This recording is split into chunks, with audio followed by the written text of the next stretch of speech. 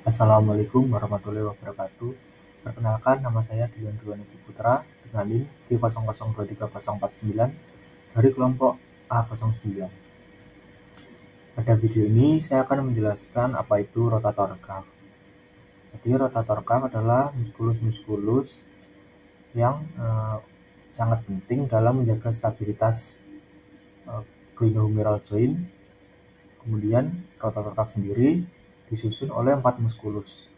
Yang pertama ada musculus supraspinatus, musculus infraspinatus, musculus teres minor, dan musculus subscapularis. Jadi muskulus-muskulus tersebut akan menyatu dengan capsula articularis dan membentuk musculotendinosum yang mengelilingi sisi posterior, superior, dan anterior dari glenohumeral joint. Dan untuk fungsinya, muskulus tersebut berfungsi untuk menstabilkan dan menjaga caput humeri di dalam kavitas glenoidalis scapula tanpa mempengaruhi fleksibilitas dan range of motion. Untuk cara mudah menghafalnya, saya sendiri menggunakan jembatan keledai seperti ini, yaitu STIS. Untuk S yang awal, saya analogikan untuk musculus subscapularis, kemudian T untuk teres minor, I untuk musculus infraspinatus, dan S untuk musculus supraspinatus. Kenapa untuk musculus subscapularis saya kasih di awal? Karena dia insersionya berbeda sendiri. Untuk musculus subscapularis, dia insersionya berada di tuberculum minus humeri, dan muskulus penyusun rotator cuff ketiga yang lain, dia berinsersio di tuberculum maius humeri. Dan berikutnya untuk origo, insersio, dan inervasi muskulus-muskulus penyusun rotator cuff. Yang pertama ada musculus subscapularis, dia berorigo di fossa subscapularis dan berinsersio di tuberculum minus humeri, serta diinervasi oleh nervus subscapularis superior et inferior. Kemudian musculus supraspinatus, dia berorigo di fossa supraspinata dan berinsersio di tuberculum maius humeri, serta diinervasi oleh nervus subscapularis. Kemudian untuk musculus infraspinatus, dia berorigo di fossa infraspinata dan berinsersio di tuberculum maius humeri serta diinervasi oleh nervus subscapularis. Kemudian untuk nervus teres minor, dia berorigo di margo axillaris scapula dan berinsersio di tuberculum maius humeri serta diinervasi oleh nervus axillaris. Kemudian untuk korelasi klinisnya, yang paling umum itu dislokasi glenohumeral joint. Jadi apa itu dislokasi glenohumeral joint? Yaitu kondisi di mana caput humeri terlepas pada kavitas glenoidalis. Hal tersebut berarti bahwa caput humeri tidak berada dalam posisi normalnya. Kondisi tersebut seringkali dapat menyebabkan kesakitan dan kelemahan serta keterbatasan untuk pergerakan. Untuk dislokasi glenohumeral umumnya terjadi akibat cedera atau trauma pada sendi, seperti akibat jatuh atau benturan yang keras. Jadi jika kapsula articularis dan cartilagus sudah pernah terganggu, maka glenohumeral joint menjadi rawan untuk mengalami dislokasi lagi atau dislokasi yang berulang. Kemudian untuk dislokasi antero-inferior dapat menyebabkan nervus axillaris dapat terluka karena kompresi langsung caput humeri pada nervus di sebelah inferior. Dan ini adalah gambaran radiografi yang menunjukkan antero-inferior sendi glenohumeralis. Jadi pada gambar ini terlihat caput humeri terlepas pada kavitas glenoidalis. Kemudian untuk ekstremitas inferior, pada ekstremitas inferior ini saya akan membahas muskulus-muskulus apa saja yang berkontraksi pada saat kita melakukan gerakan squat di regio femoralis. Ini adalah gambaran regio femoralis dari anterior dan posterior.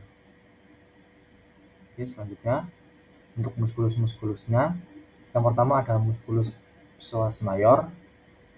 Dia berorigo di processus transversum vertebrae lumbal, kemudian disci intervertebrales, dan corpus vertebrae torakal 11 sampai lumbal 5. Dan untuk insersionya di trochanter minor femoris dan diinervasi oleh rami anteriores. Kemudian untuk musculus iliacus, dia berorigo di fossa iliaca dan berinsersio di trochanter minor femoris serta diinervasi oleh nervus femoralis. Kemudian untuk musculus vastus medialis, dia berorigo di os femur, tepatnya di bagian medial linea intertrochanterica, linea pectinea, kemudian labium medial linea aspera, dan linea supracondylaris medialis. Untuk insersionya berada di tendomusculus quadriceps femoris dan tepi medial os patella, serta diinervasi oleh nervus femoralis. Kemudian untuk musculus vastus intermedius, dia berorigo di os femur, tepatnya 2/3 bagian proximal facies anterior dan lateral. Kemudian untuk insersionya berada di tendomusculus quadriceps femoris dan tepi lateral os patella. Kemudian diinervasi oleh nervus femoralis. Kemudian untuk musculus vastus lateralis, dia berorigo di femur, tepatnya di bagian lateral linea intertrochanterica, kemudian trochanterica mayor, lateral tuberositas glutea, labium lateral linea aspera. Dan untuk insersionya di tendomusculus quadriceps femoris dan diinervasi oleh nervus femoralis.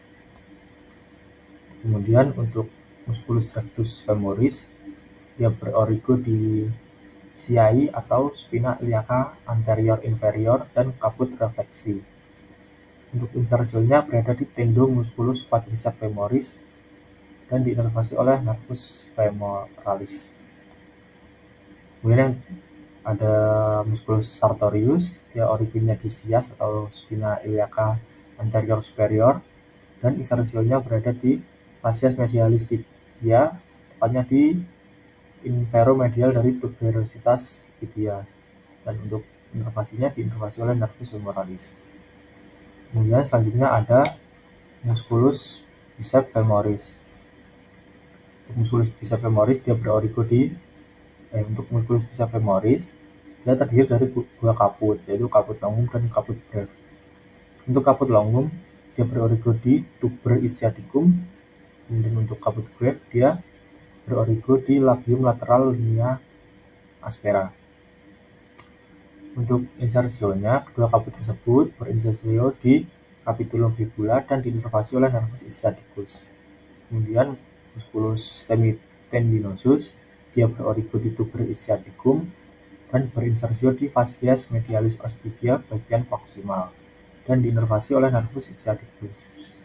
Dan untuk yang terakhir yaitu musculus semimembranosus, dia berorigo di tuber ischiaticum dan berinsersio di condylus medialis tibia dan diinervasi oleh nervus ischiaticus. Mungkin untuk presentasi dari saya sudah cukup. Kalau ada kesalahan saya mohon maaf. Assalamualaikum warahmatullahi wabarakatuh.